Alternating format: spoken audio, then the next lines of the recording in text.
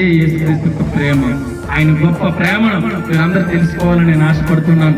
ఒకవేళ ఇంకను ఆయన ప్రేమ గురించి తెలుసుకోవాలనుకుంటే, ఇంకను యేసుక్రీస్తు ఎలాంటి వారు తెలుసుకోవాలనుకుంటే, ఆయన నామం ఏంటి, ఆయన శక్తి ఏంటి, ఆయన బలం ఏంటి, ఆయన కృప ఏంటి మీరు తెలుసుకోవాలనుకుంటే, అగో ఆ చివరి ఉన్నటువంటి ఆ పెద్ద గదిలో ప్రతి ఆదివారం ఆరాధన జరుగుతుంది. మీరెవరైనా మీకు ఆశపడి ఆ మాటలు తెలుసుకోవాలని ఆశగా ఉంటే, కోరిక ఉంటే మీరు రావచ్చు.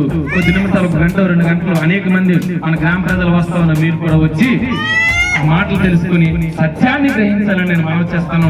సత్యం సంత వీధుల్లో కేకలు వేస్తా ఉందంట. సత్యాన్ని తెలుసుకున్న నరుడు ఎవరైనా ఉన్నాడా అంటే ఏ వ్యక్తి కూడా ఉండడం లేదు. అనేక మంది యవ్వనస్తులు మందు అనే అలవాటుకు లోనైపోయి ఎన్నో వాళ్ళ జీవితాలు నాశనం చేసుకుంటున్నారు. బాధలని నాశనం చేసుకుంటున్నారు. శ్రమలని బాధలుగా చనిపోతున్నారండి. యవ్వనస్తులు ఎంతో మంది చనిపోతున్నారు. అయ్యో నా బిడ్డలు ప్రయోజకులు అవుతారో అవరు, అయ్యో నా కుటుంబం బాగుపడదో నాకున్నటువంటి జబ్బు ఎలాంటిది, నాకు నయం అవుతుందో అవ్వదని బాధపడిన వారు ఎంతో మంది ఉన్నారు. అయ్యో నా క్యాన్సర్ వచ్చేసింది, నా క్యాన్సర్ నుంచి విముక్తి కలిగేసే దేవుడు ఎవరైనా ఉన్నారని ఇంట్లోని వెతుకుతా ఉన్నారు. ఆ కుటుంబం ఏమైపోతుంది, ఆ బిడ్డలు ఏమైపోతారని దిగులు, భయము. ఆ దిగులు ఏంటంటే, అయితే వేసుకోవాలన్నారు.